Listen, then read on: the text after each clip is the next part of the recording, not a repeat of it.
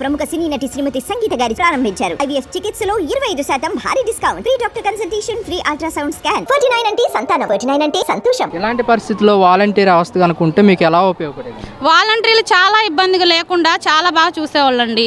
చాలా అంతకుముందు వాలంటీర్లు, ఇప్పుడు ఆ ప్రభుత్వం లేదు ఈ ప్రభుత్వం కాదు, మాకు ఏదైనా ఒకటే. కానీ ఏంటంటే అదే వాలంటీర్లు ఇప్పుడు ఈ సమయంలో ఉన్నట్టుగైతే చాలా వరకు మాకు సాయం అందేది. ఎక్కడికక్కడికి వాళ్ళ వాలంటీర్లైనా వచ్చి సాయం చేసేవాళ్ళు. కనీసం అలాంటిది లేదు ఇక్కడ. ఇప్పుడు ప్రభుత్వాన్ని మేము తప్పుగాను, ఎందుకంటే ఎవరైనా మాలాంటి లేబర్కి మేమే కావాలని అందరిని తెచ్చుకునేది.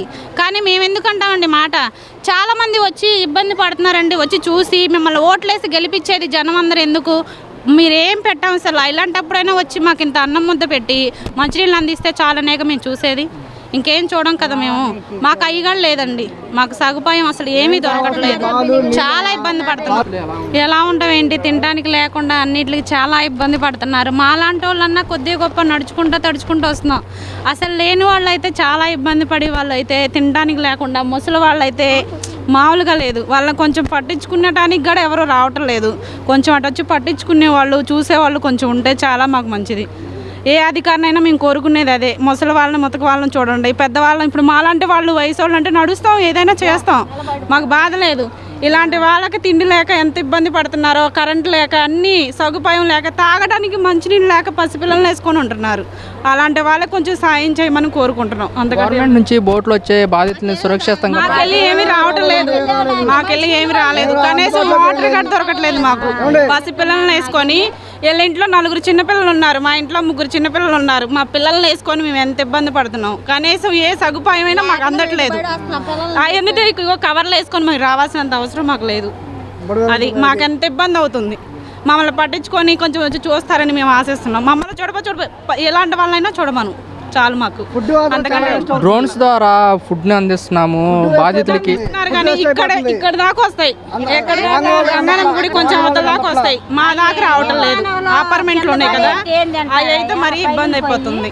కొంచెం చూడమని చెప్తున్నాం. కింద ఏం తింటాం, కింద పడి తింటామా, అన్ని కింద వేసేసి పసి పిల్లలు అయితే కింద ఏది అంటున్నారు తెలుసా. ఏం సాయం చేస్తున్నారు, ఏమి ఇస్తున్నారు, ఏమనిస్తే బాగుండు. మంచినీళ్ళు కూడా లేవు తాగటం. ఇంకా మాకైతే 4 పోర్లు. పాల ప్యాకెట్ బిసాది ఎంత, పాల ప్యాకెట్ అడుగుతుంటే 80 రూపాయలు, 90 రూపాయలు. నూనె ప్యాకెట్ ఏదైనా 1 కేజీ నూనె ప్యాకెట్ కొనుక్కుందాం అన్న 200 లేదా నూనె ప్యాకెట్ లేవంటున్నారు. కేజీ బియ్యం 100 రూపాయలు అంట. ఇలాంటి పసిపిల్లలు ఉన్న ఇళ్ళలో ఎలా తింటారు, ఎలా ఉంటారు మీరైనా చూస్తారు కదా. ఏదైనా అడిగినా, ఏ సదుపాయం అడిగినా వస్తాంలేమ్మా చేస్తాంలేమ్మా. కనీసం ఇన్ని రోజుల నుంచి అవుతుంది మాకు. కనీసం మా కాడికి వచ్చి నుంచొని మాట్లాడిన వాళ్ళే లేరు. అలా లేరని చెప్పి మేము ఇంత ఇదిలో వస్తున్నాం. మేము కనీసం మమ్మల్ని పట్టించుకోమని దయచేసి కోరుకుంటున్నాం. అంతకంటే మిమ్మల్ని ఏం కోరుకోము మేము. వరద బాధితుల కోసం చంద్రబాబు నాయుడు గారు కూడా చర్యలు చేపట్టారు. అంటే ఆయన కూడా రావటం జరిగింది కదా. మాకెళ్ళి ఏది రావటం లేదు, ఏ చర్యలు లేవు. 7 వరకు మా అపార్ట్మెంట్ల కాడికి రండి, మీరే వచ్చి మాట్లాడతానంటే రండి తీసుకెళ్తాం. మా అపార్ట్మెంట్ల కాడైతే ఏమీ లేదు. ఎవరో వచ్చి పలకరించిన వాళ్ళు కూడా లేరు. టాటర్ల మీద వెళ్తా పోతారే కానీ వస్తామంటారు, అంతే సంగతులు. ఎవరూ రావటం లేదు, ఎవరో పట్టించుకోవట్లేదు. ఎక్కడికే పరిమితం అయిపోయి లోపల వరకు రావట్లేదు అంటున్నారు. లోపల వరకు రావట్లేదు.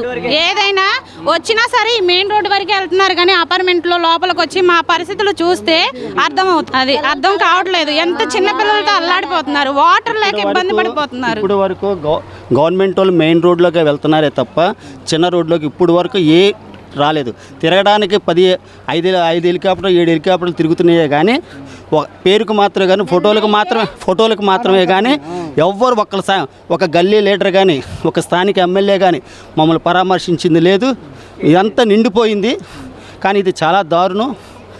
ఇది చాలా ఇలా ఇప్పుడు ప్రమాదం అనేది అనుకోకుండా వస్తుంది.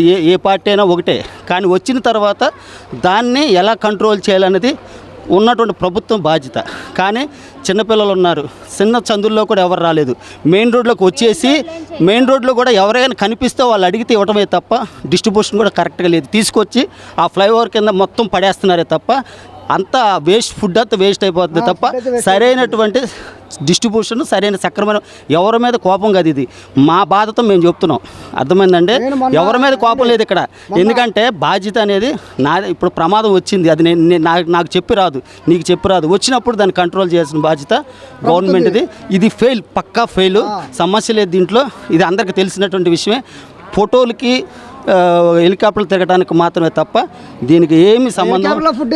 ఫోటో కింద పడుతుంది సరైనటువంటి. కానీ ఎన్డీఆర్ఎఫ్ వాళ్ళు మాత్రం బాగా కష్టపడుతున్నారు.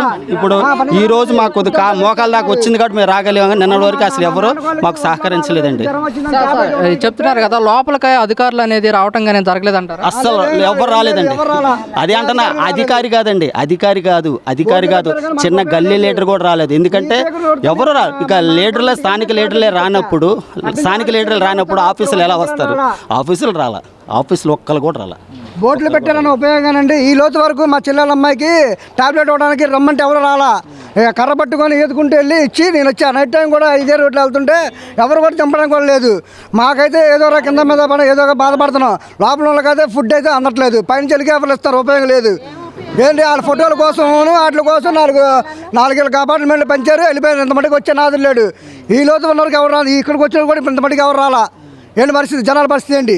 అంటే మీకు వరద బాధితులకి సంపూర్ణ సహాయక కేంద్రాలు కానీ అలాంటి లేదు, ఏమీ లేదు. ఏంటంటే తీసుకొచ్చిన ఫుడ్ వేస్తున్నారు. ఇక్కడ నుంచి కట్టపల్లి నుంచి వెళ్ళి అటు వెళ్ళి చివరికి వెళ్ళి అక్కడికి వెళ్ళి తీసుకోవడానికి వెళ్ళేసరికి వచ్చేసరికి మోకాలు పోతున్నాయి. ఇక్కడ ట్రైన్ వస్తుందని గుద్దుదేమో భయం. అంత బాధలు పడి తీసుకెళ్ళి ఏదో కింద మీద పడి ఉన్న వరకు సాయం చేసాం. ఏదో అధికారులు వచ్చారు, ఏ పార్టీ వాళ్ళు వచ్చారు, ఎవరు రాలా. మమ్మల్ని ఎవరు ఆదించుకోవాలా. ఈ బోట్లు వేసుకొని సోయింగ్లకి బిల్డప్లు ఇవ్వడానికి మాత్రం ఉన్నారు ఇల్లు. అవసరానికి బోట్లు అయితే ఉపయోగపడలేదు ఎవరికి 100%. ఈ లోతు వరకు ఏది నీ వాళ్ళు నా వాళ్ళు అనుకున్న వాళ్ళు ఎక్కించుకెళ్తున్నారు. కానీ ఇప్పుడు రోడ్డు మీద ఇప్పుడు ఇలా అత్తగారు ఎక్కించుకెళ్ళమని ఒక్కళ్ళని ఎక్కించుకెళ్ళారు. అక్కడి నుంచి నడుచుకుని వస్తుంది. ఏంటి దానికి అక్కడ పెట్టి అక్కడ బిల్డప్లు ఇచ్చి షోయింగ్ చేస్తున్నారు అంతే. ఎంతమంది వెళ్తారు? మాలాంటి వాళ్ళు వెళ్తాం, ఇలాంటి వాళ్ళు ఎలాగెళ్తారు అక్కడ తెలుసుకోవడానికి? బిల్డింగ్ మొత్తం మునిగిపోయి ఉన్నాయి. వాళ్ళ పరిస్థితి ఏంటి? మాదంటే ఇక్కడ పైపోయింది కాబట్టి ఇక్కడ ఏదో కింద మీద పడి తెచ్చుకున్నాం. లోపల వాళ్ళకి అసలు అందట్లా, ఏమి అందట్లా. చుట్టుపక్కల ప్రతి చోట ఇక ఫోన్లో మెసేజ్లు కూడా వచ్చాయి, మెసేజ్లు కూడా పెట్టారు దీంట్లో. భోజనం ప్యాకెట్లు తీసుకెళ్లి మా అపార్ట్మెంట్లో 3 రోజుల నుంచి మంచినీళ్ళు తిండి లేకుండా ఇబ్బంది పడుతుంటే మా హస్బెండ్ తను మోసుకొని వస్తే మేము తీసుకెళ్లి తలా ఒక ప్యాకెట్ పంచాం. మాకు లేకపోయినా పర్వాలేదని తలా ఒక ప్యాకెట్ పంచాం. కనీసం అలా రెస్పాన్సిబిలిటీ అన్నా అవుతాయి, మాకన్నా కొంచెం ఇబ్బంది ఉండదు. మాకు ఏం అడగట్లేదు కదా, అందరూ కనీసం మంచినీళ్ళు అన్నా ఇమ్మని అడుగుతున్నారు. అయ్యి కూడా దొరకట్లేదు మాకు. మీకోసం తినడానికి వెళ్ళి మీతోటి వారి కోసం కూడా మీరు తీసుకొస్తున్నాం. ఇప్పుడు నిన్నంతా ఇక్కడ లోతు వచ్చింది మాకు నిన్న. అయినా సరే నిన్న మేము అంత సేడు వచ్చి తీసుకొని వెళ్ళి వీళ్ళందరికీ తీసుకెళ్లి పంచాం. ప్రతి అపార్ట్మెంట్లోకి తీసుకెళ్లి ఇచ్చాం. దేనికి మాకు ఇవ్వాల్సినంత అవసరం లేదు కదా. కానీ ఏంటంటే వాళ్ళ పరిస్థితులు మేము చూసాం కాబట్టి వాళ్ళు తినకోకుండా పసిపిల్లలు వేసుకొని ఉంటున్నారని చెప్పి మేము తీసుకెళ్లి సాయం చేసాం. మేము ఫుడ్ అందిస్తున్నాము, ఆహారం అందిస్తున్నాము. లేదండి, మా అపార్ట్మెంట్ లో ఎవ్వరికి రావటం లేదు.